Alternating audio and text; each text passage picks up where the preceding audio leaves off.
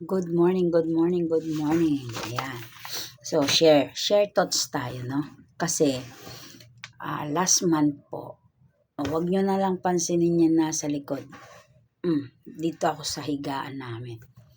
Last month kasi, nag-try po ako mag-apply ng work sa labas, no?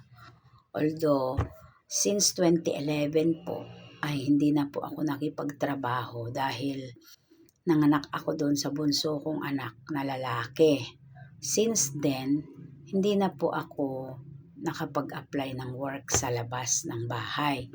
So, hindi ko na po na-try na pagawan dyan sa sakyan, mga ganyan, tumakbo, ganyan.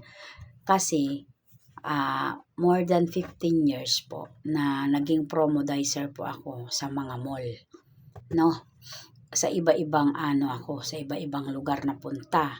Na una kong trabaho diyan sa mall ay diyan sa SM Las Piñas, sa SM Bacoor, SM Santa Mesa, sa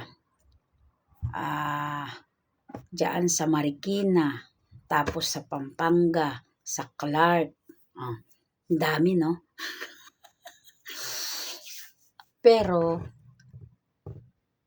noong mga panahon na yun, okay naman sa sweldo kasi mag-isa ko lang. Wala akong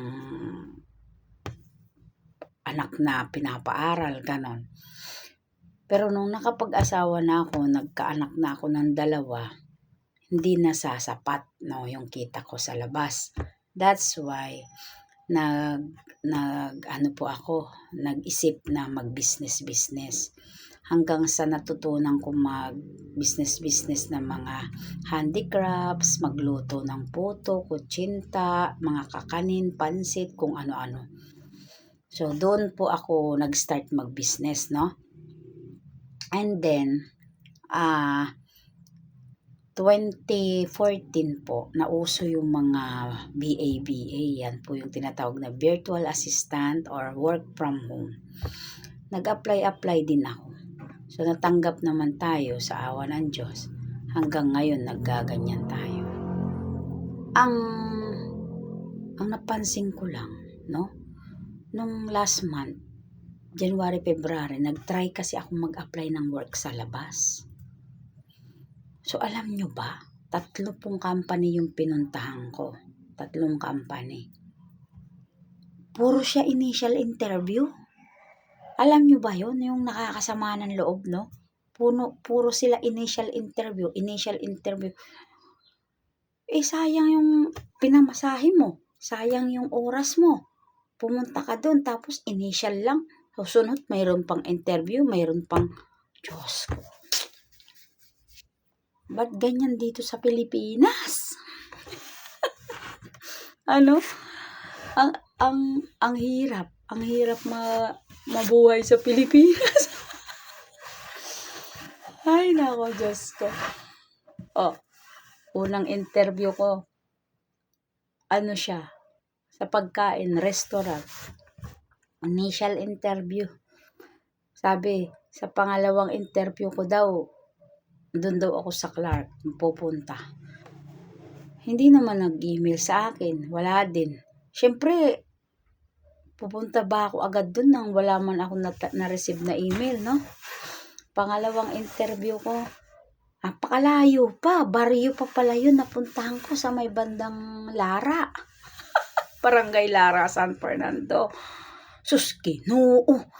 Tapos, alam nyo ba, pagdating doon, pina-exam pa kami ng, akala mo naman na board exam na iyon, napakadami, 100 na, siyempre, huhula-hulaan mo lang yun, ano ba yung, di ba? Hula-hulaan mo lang yun.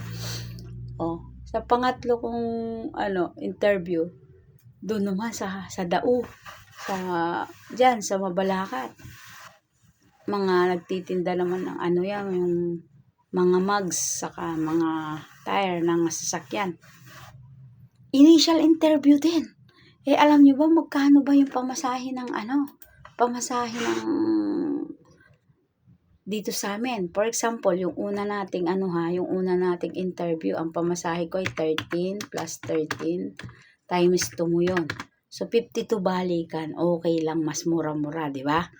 Pero, sandali lang naman ako maghintay doon. Sandali.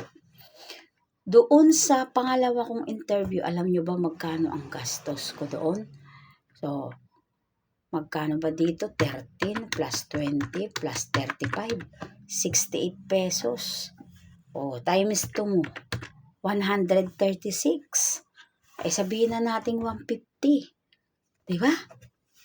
150 yung ano, ay yung tricycle pala, 2 beses pala ako dun. So, ang una kong 15 plus 20, sabihin na natin 20 plus 35 pamasahe dun. Times mo siya sa 2. 140 pala. Oh, di ba? Tapos yung oras mo na nilaan doon. Ay nako, sabi ko sa inyo. Tapos, pangatlong interview ko ito. Pumunta ako sa Dao. Ang pamasahe dito sa amin 13 plus 50 pesos times 2 mo yun, balikan. 126. Pero initial interview lang nangyari. Pero ito bigyan ko kayo ng tip mga mi. Kung ako sa inyo, maghanap kayo ng trabaho sa online. Kasi sa online, kahit 100 beses, 1,000 beses kayo mag-send ng application. Wala kayong nagastos na pamasahe, di ba? O, aralin nyo na mag-submit ng application sa online. Kasi uso na ngayon yun yung pagiging virtual assistant. Uso na. 'Di ba? Work from home ba? Work from home. Yun, kung magaling kayo sa English at kayo po ay hindi pilipilipit ang dila na kagaya ko. I-try nyo mag-try kayo ng yung parang call center. Pwede kasi dito po sa bahay lang, tapos magse-set up kayo ng computer, internet, webcam, tapos headset. Pwede na kayong mag-calls. Kung magaling po kayo sa English at hindi naman kayo kagaya sa akin, pilipilipit ang dila, ay pwede. Pwede po kayong pwede po kayong maghanap ng trabaho sa online. Kasi hindi kayo mapapagod mag-apply, hindi rin kayo maubusan ng pera.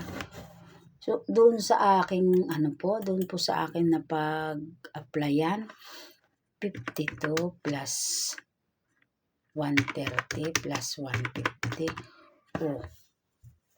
Naubusan na ako. Siyempre, kakain ka pa.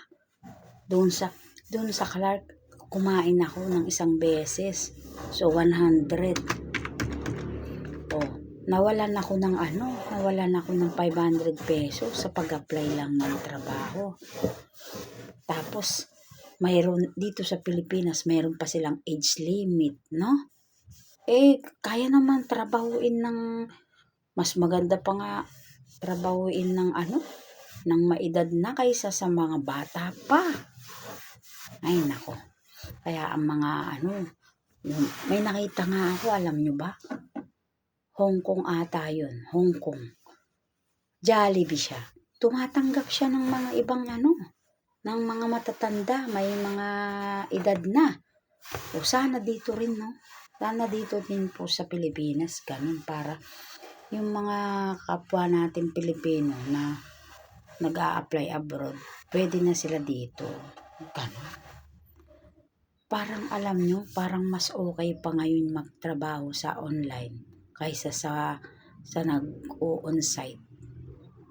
'Di ba? Simpang masahe, tataas niyan. Sigurado. Ang gasolina, mataas na. Tapos, ilang oras yung nilalagay mo dun. Pag sa online, nasa bahay ka lang palagi. O, di ba? Kayo ba? Ano yung experience nyo? Share nyo naman.